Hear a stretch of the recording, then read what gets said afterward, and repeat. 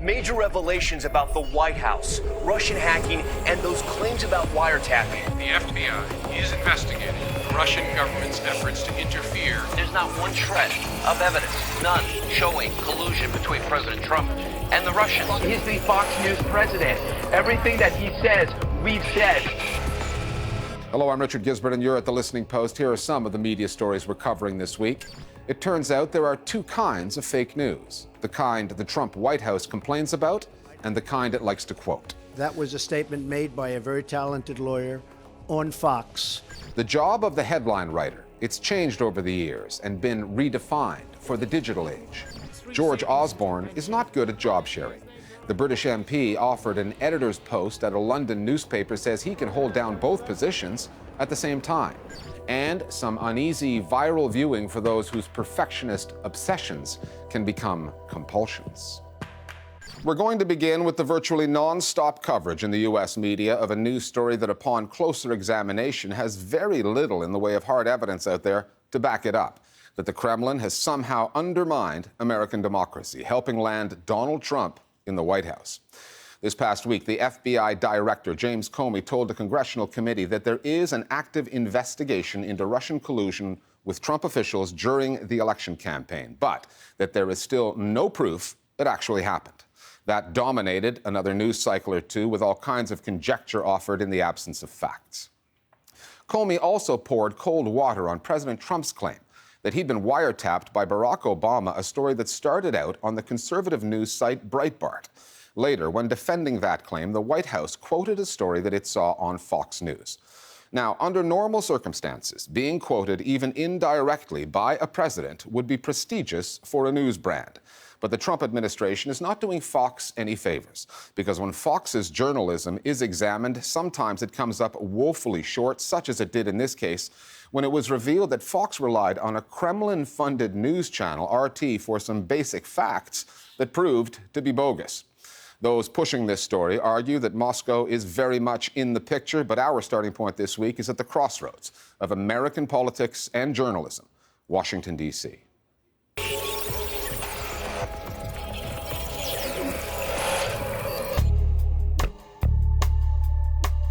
Objectively, there's a lot of smoke. There's a lot of smoke, The question is, where's the fire? but there hasn't been that smoking gun yet. Leaks are coming out. Press Secretary Sean Spicer is cracking down on leaks at The the White leaks House. are very well orchestrated and very deliberate. But nothing in the way of actual hard evidence. A rare voice of disagreement against a torrent of accusations that Donald Trump and his team colluded with Russia. And many in the Russian media, we are quite tired with it, fed up with it already.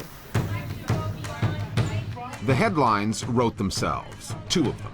The first, when FBI Director James Comey said he had no evidence to back up the president's allegation that he had been wiretapped by his predecessor, Barack Obama. The FBI and the Department of Justice have no information to support those tweets. The second, when Comey confirmed an investigation was underway into the Trump administration's ties to Moscow. This will also include an assessment of whether any crimes were committed.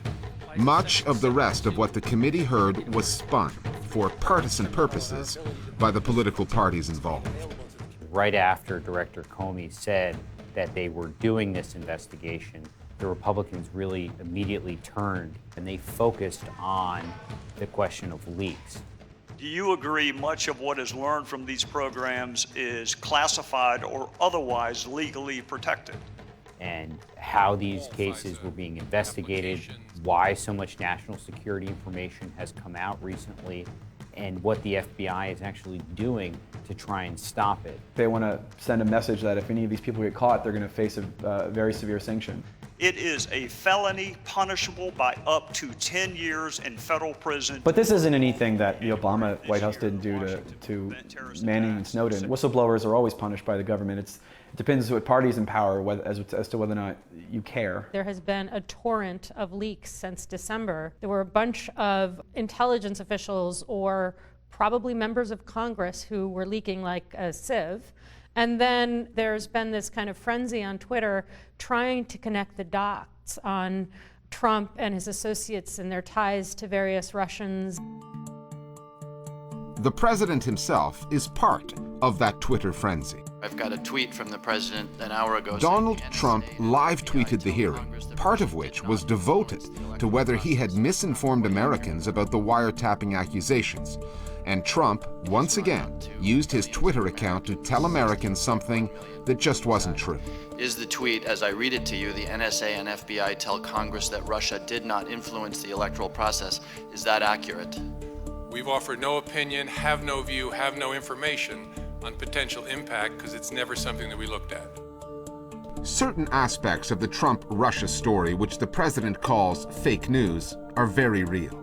Two members of his inner circle, ex-National Security Advisor Michael Flynn and former campaign manager Paul Manafort, were forced to resign when their communications and associations with Russian officials were revealed by the media.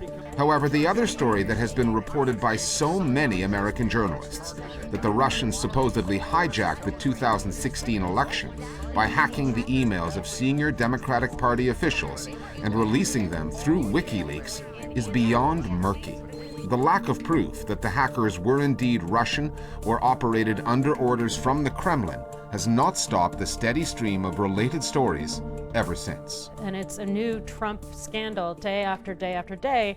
And curiously, it's almost always the Russian scandal instead of, for example, Trump releasing a budget last week where he cut Meals on Wheels, which is how we feed stay-at-home elderly people, and grossly expanded DOD. And instead, we're still harping on this Russian story day in and day out. The feeding frenzy has featured established journalistic outlets whiffing on the basics. Late last year, the Washington Post trumpeted accusations that the Russians had hacked into the U.S. electrical grid. Within 2 days, the paper had to produce another report in which it backtracked on almost every assertion it made. And the March 6th edition of the New Yorker magazine featured a cover story that was provocative and ominous. The writers embarked on a publicity tour, including a radio interview in which they admitted unapologetically that their journalism had nothing to add to the rumor-heavy reporting coming out of D.C. Do you feel like you were able to find out anything new about the investigations into Russia's interference in our election or the connections between Trump's team and Russia? Was there any new information we hadn't heard you were able to get?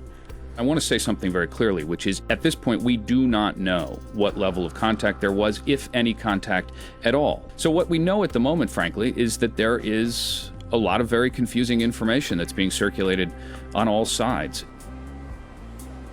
Spare a thought for the more discerning American news consumer, the kind who considers the source confounded by a president who does not, and who has at times reversed the journalistic food chain.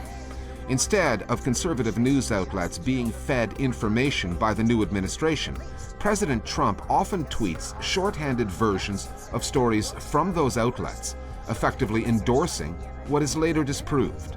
That, apparently, is where the Obama wiretap allegation came from, Breitbart News. And when defending his boss on that, Trump's press secretary, Sean Spicer, alleged that the British agency GCHQ did the spying. All we're doing is literally reading off what other stations and people have reported. And I think it turns out that Spicer was quoting a story from Fox News. Fox News cannot confirm Judge Napolitano's commentary. Fox has disowned that story as well as the source. The White House has not. What we saw with Mr. Spicer citing these stories was different than what we've seen before from previous administrations. And it has created a challenge for us in the media about how do we cover that and how do we figure out how to explain to the reader where these things began and how they're being used. It's not so much to be influenced by Fox News or even Breitbart, but it's that, Trump had to have been ignoring what he had been told in briefings. Trump trusts Fox, trusts Breitbart, but doesn't trust the experts surrounding him because he doesn't feel like he's bound by expertise and facts. It is really the question about the credibility of Fox News and the credibility of the American media that would pick up the story if it portrays any given political actor in a way they like. And when you watch what American channels are putting out right now, it's a very glaring example of what not to do in journalism. Another example of what not to do in journalism, quoting an RT story without checking the facts. As it turns out, that's what Fox News' source did on its GCHQ story, which turned out to be false. Then there are those who say that the Trump-Russia story is not so much an exercise in journalism as it is a coping mechanism. Because these days there are all kinds of people in Washington who can use one, and they're on both sides of the news cameras. It's an explanation that gets a lot of people in power off the hook. It gets the Clinton machine, it gets the Democratic Party off the hook, it gets corporate media, who in 2015 alone gave Trump $2 billion in free media. So it gets corporate media off the hook. I think Americans actually need somebody to sort of blame the Trump on, because it's very hard to admit that Trump is part and parcel, that he is the natural development of how domestic policy has been progressing in the United States for decades, and admitting that is very, very hard. It's kind of catnip for a lot of the liberal base within the Democratic Party. The idea that Trump is this foreign import as opposed to something organic kind of also gets America off the hook in a way. And that's tempting, right? Other media stories that are on our radar this week. Iranian elections have come to have a pattern. A few months before the vote, some high-profile arrests occur. And these days, that often involves an online platform that Iranians use to get news they will struggle to find on official outlets. On March 14th, 2 months ahead of the presidential election, 12 digital news producers, supporters of the centrist president Hassan Rouhani and the former reformist president Mohammad Khatami, were arrested. Those arrested administer channels on a platform called Telegram, providing alternative viewpoints on the upcoming vote. Telegram, which is similar to WhatsApp or Facebook Messenger, apps that are banned in Iran, became an important player there during last year's parliamentary election. The names of those arrested are still emerging, but among the outlets that have stopped publishing or deleted content on Telegram are Islah Taliban, Islahat News, Majme'eya Islah Taliban, and Hamiyan Edolat. The press monitoring NGO group Article 19 said the arrests signal a purposeful restriction in the media space. In the lead-up to the May presidential elections, we urge the Iranian government to ensure all political voices have the platform to publish, share, and receive information online without repercussions. Media watchers in the UK, who have long contended that British newspapers are tied in too closely to the government for comfort, were provided with more ammunition for their argument this past week when a major London paper announced it had a new editor. The London Evening Standard is a free paper, widely circulated. Its new boss is George Osborne, who was former Prime Minister David Cameron's second-in-command.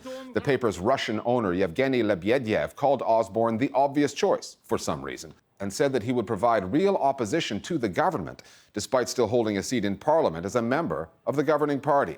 The NGO Transparency International cried foul, saying a key role of the media is to hold politicians to account. To have a recent minister or an MP running the editorial line of a newspaper certainly calls into question whether this principle can be upheld.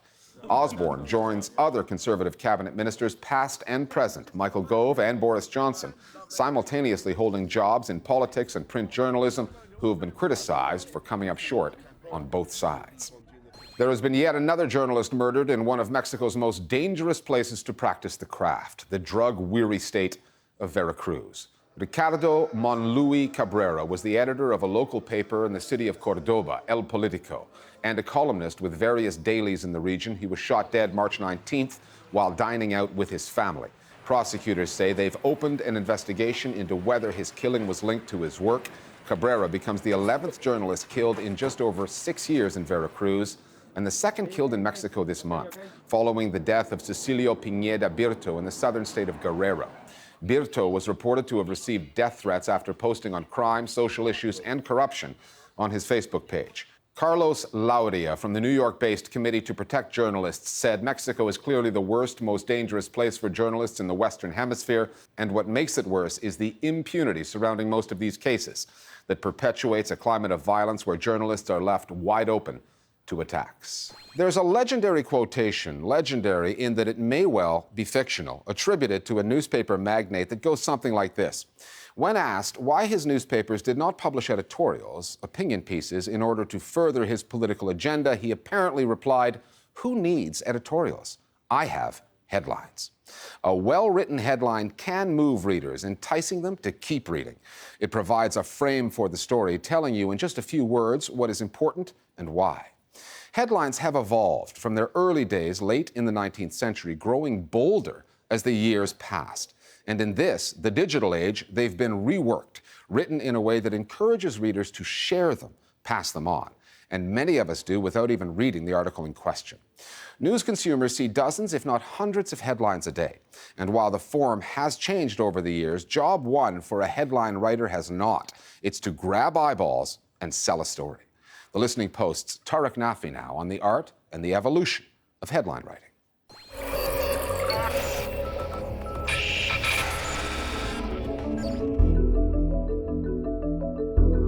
Envision a person that's going through their day. You've got this digital stream of information that's running past your head all day long. You've got social media, you've got alerts on your phone, you've got pop-up instant messaging at work, you've got emails. And so headlines have to now, in the stream of all this cacophony of digital noise, they have to jump out and grab passersby. The headline is where the story begins, but the way it looks and the way it reads is the result of 200 years of editorial positioning, aesthetic innovation, and periodic redesigning. Back in the 19th century, when newspapers went mass market, paper was expensive, and publishers wanted to cram as much text as possible onto a page. It meant that headlines were little more than bland labels separating stories. What changed was competition. Bigger headlines sold more papers, giving the paperboy on the street something to shout about. So here we have the very first, the Los Angeles Daily Times. And you can see this looks like more like a community newsletter. And so the headlines are not as bold. Then as years move on, you'll see the headlines become bolder. In the late 19th century, as competition in newspapers increased, you start seeing these big, inflammatory, screaming headlines. No longer are headlines just giving you the simple facts. They're now trying to incite huge emotions in you. In the UK, it's when we get to the 1930s that the competition among the newspapers really starts to take off, and you see the introduction of the relaunched Daily Mirror as a fully blown American-style tabloid from 1935 onwards. And at that point, you start to see this drift between tabloid sensational headlines and broadsheet informational headlines, which to a large extent still persists today. The tabloids have made the art of headline writing their own. Puns, alliteration, sarcasm, and mockery are a tabloid writer's rhetorical weapons of choice, used to deliver news in a way that begs to be read. When you talk about a great headline, I think that there's no question that British tabloid newspapers, characterised by the Sun, frankly, are iconic. Tabloid print newspapers retain this organic form where headlines and images and words all marry together in this, frankly, quite magical way. When it's at its best. Headlines play a major role in constructing a preferred viewpoint in advance of reading the whole story. And one of the key linguistic factors there is the process that is referred to as nominalization, taking very often a complex process and reducing it for the purposes of a headline into a very condensed phrase, 1, 2, or 3 words. What that does as a headline is it acts as a trigger which invites the reader to move in their mind to a longer explanation. If you look at the death of Hitler, the majority of the papers carried a Hitler dead type headline. Very simple, very straightforward, with a secondary point that Germany says they're going to continue to push forward. Then fast forward to today, and you're looking at headlines about the death of bin Laden. We got the bastard, right? They're filled with so much more emotion and less about relating the facts and more about capturing the emotion of people. The internet age has transformed the art of headline writing. Sparking a reader's interest is no longer good enough. A headline needs to have the right mix of words to hit the top of your Google search. It has to look good across different platforms, and it has to respond to rapidly developing stories. On election night in the United States last November, the New York Times produced 13 different headlines that chronicled the drama of the vote count. The way we consume media has thrown up new challenges too, not just for the headline writers, but also for those designing the layout of the news. If you have a 3-line print headline and the first 2 lines are a little bit short and the bottom line is full, the chief sub-editor will reject that. The aesthetic shape of it is all wrong. Now, that all changes. When you're in a digital world, first of all, you've got to think about where is this story and this headline, where is that being projected? You've got computers, you've got tablets, you've got smartphones, all of different sizes.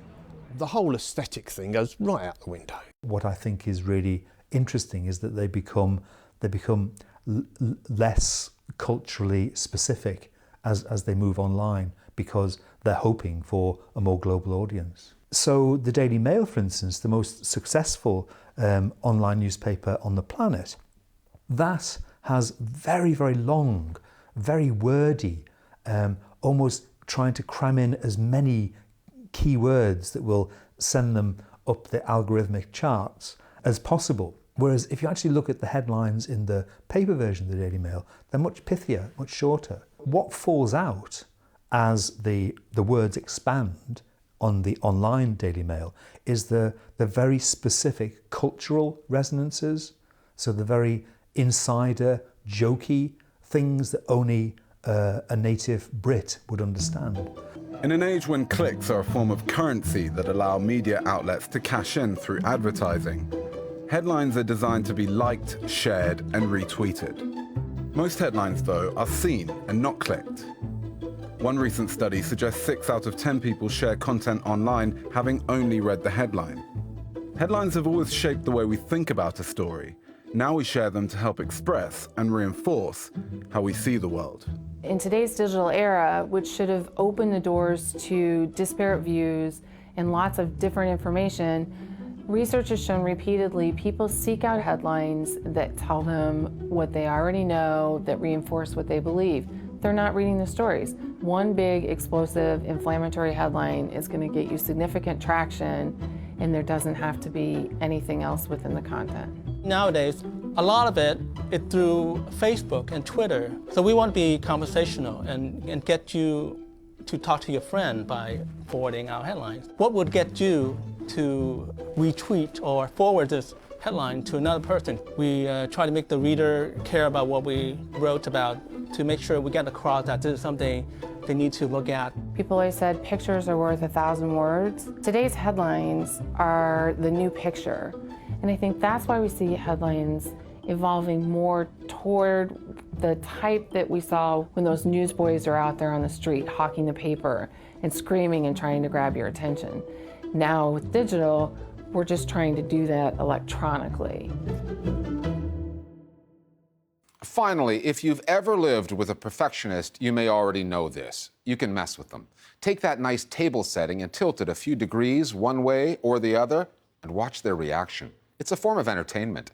A German YouTuber named Luxan Wunder has done a viral version of that, one of those how-to videos with the camera locked down above the workspace. But the food prep, the drawing, the cutting out, they're all a bit off. 27 million people have already put their peace of mind at risk by watching this video. And the comments from those with a more obsessive temperament, how it made them feel, are hilarious. Talk about touching a nerve. We'll see you next time here at The Listening Post.